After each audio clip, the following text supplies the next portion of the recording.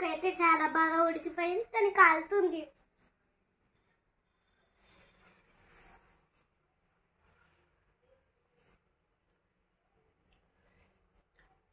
Wow, ముక్క కూడా చాలా బాగుంది. నాకైతే చాలా నచ్చింది. ఓకే ఫ్రెండ్స్, సండే స్పెషల్ చేపల కూర నాకైతే చాలా బాగా నచ్చింది. మీరు కూడా ఒకసారి ట్రై చేసుకోండి.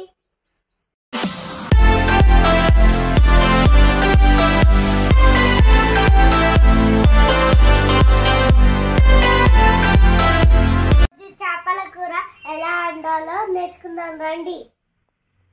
ముందుగా చింతపండుని నానబెట్టుకోవాలి. కొన్ని నీళ్లు పోసి కడిగి పాడవేయాలి.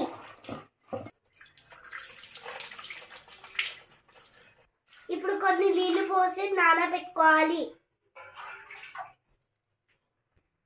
ఇప్పుడు చేపలని కడుక్కుందాం. కోసిన చేప ముక్కల్ని కిందేసుకొని ఒక్కొక్కటిగా రాసుకోవాలి.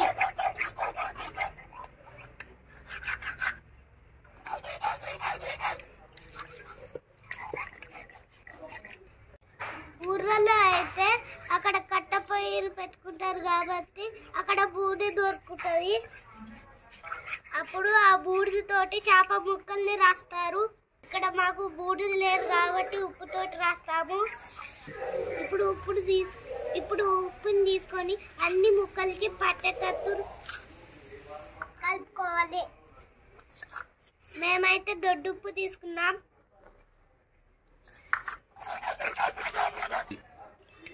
ఇలా ఒక్కొక్క ముక్కను క్లీన్గా కడుక్కోవాలి.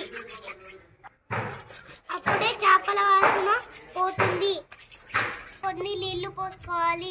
చూడండి ఎలా పోతుంది చేపలు కట్టిన రక్తం. ఆ రక్తం పోయే వరకు ఇలా నీట్గా కడుక్కోవాలి. ఇప్పుడు ఒక దాంట్లోకి తీసుకొని అన్ని ముక్కల్ని కడుక్కుందాం.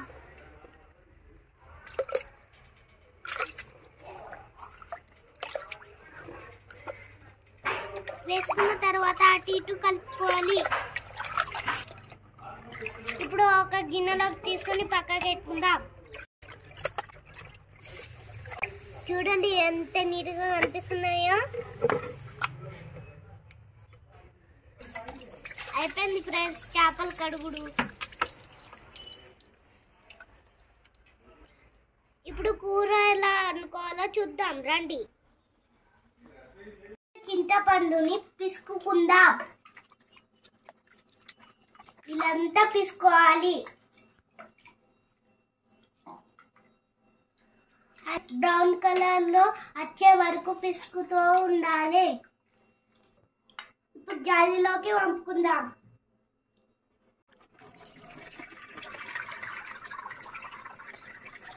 వంపుకున్న తర్వాత ఒక పక్కకి పెట్టుకోవాలి. చేప ముక్కలు టేస్ట్గా ఉండడానికి కొద్దిగా అల్లం, కొద్దిగా పసుపు, కొద్దిగా కారం, కొద్దిగా ఉప్పు,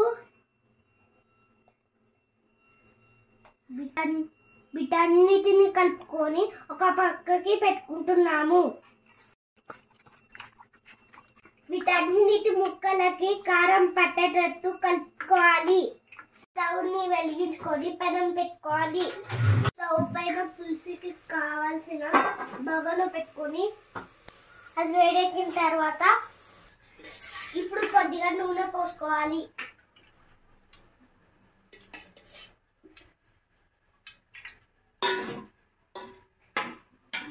ఇప్పుడు ఒక ఉల్లిగడ్డని కట్ చేసుకొని పెనం మీద వేయించుకోవాలి. ఇప్పుడు కొద్దిగా అంతా నూనె పోసుకుందాం. కాయ ముక్కల్ని వేసుకొని వేయించుకుందాం.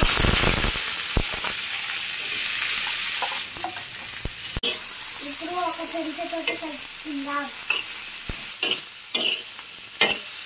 ఇలా అటు కలుపుతూ ఉండాలి. బ్రౌన్ కలర్ వచ్చే వరకు ఇలా కలుపుతూ ఉండాలి. ఇప్పుడు వేసుకున్న ఉల్లిగడ్డలు మిక్సీ జార్లోకి వేసుకుందాం. కలర్ వచ్చే వరకు కలుపుకొని ఇప్పుడు ఒక మిక్సీ జార్లోకి తీసుకుందాం.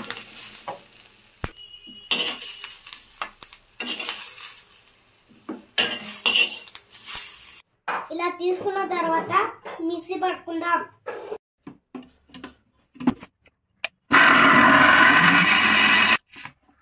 ఇలా పేస్ట్ లాగా చేసుకోవాలి.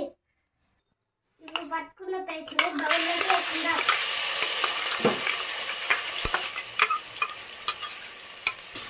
అరగంట కుంటా ఇలా కలుపుతూ ఉండాలి. ఇప్పుడు కొద్దిగా అల్లం వెల్లుల్లి పేస్ట్ వేసుకుందాం. ఆ తర్వాత పసుపు.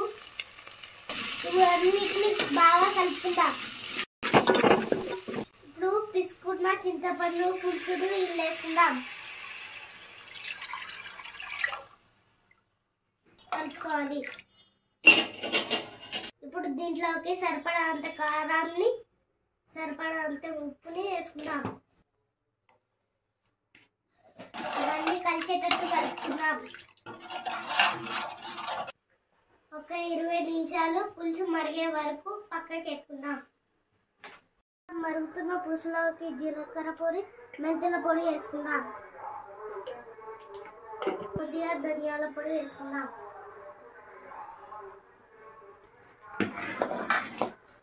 ఇప్పుడు మూత పెట్టి కొద్దిసేపు మరగనిద్దాం.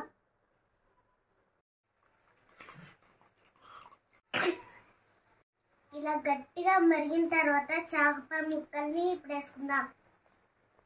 ఒక్కొక్కటిగా వేసుకుందాం.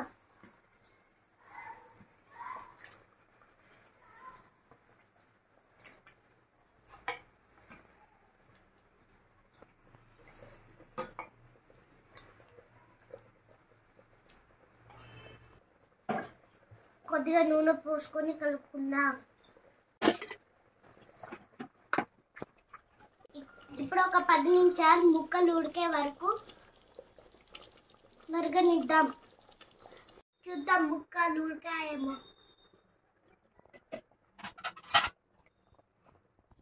చూడండి ముక్కలు బాగా ఉడికిపోయినాయి.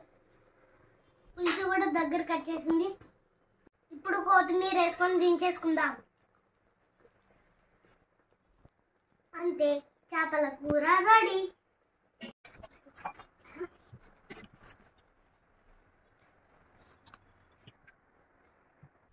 వావ్, కూర బాగున్నట్టుంది. బాగా కనిపిస్తుంది. పట్టేద్దాం.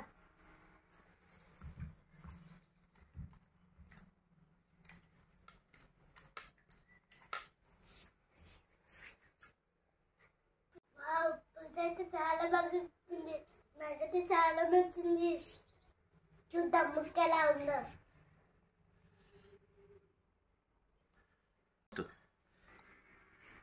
ముక్క అయితే చాలా బాగా ఉడికిపోయింది, కానీ కాలుతుంది.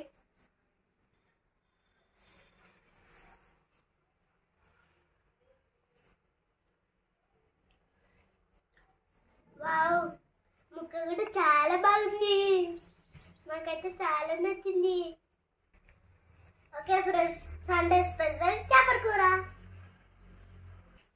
నాకైతే చాలా బాగా నచ్చింది. మీరు కూడా ఒకసారి ట్రై చేసుకోండి. ఫ్రెండ్స్, మా వీడియో నచ్చితే లైక్ చేయండి, షేర్ చేయండి, కామెంట్ చేయండి. పక్కన ఉన్న బెల్ గంటను అయితే గట్టిగా కొట్టండి. మరిన్ని మంచి వీడియోస్ కోసం మా ఛానల్ని సబ్స్క్రైబ్ చేయండి. Bye, thank you.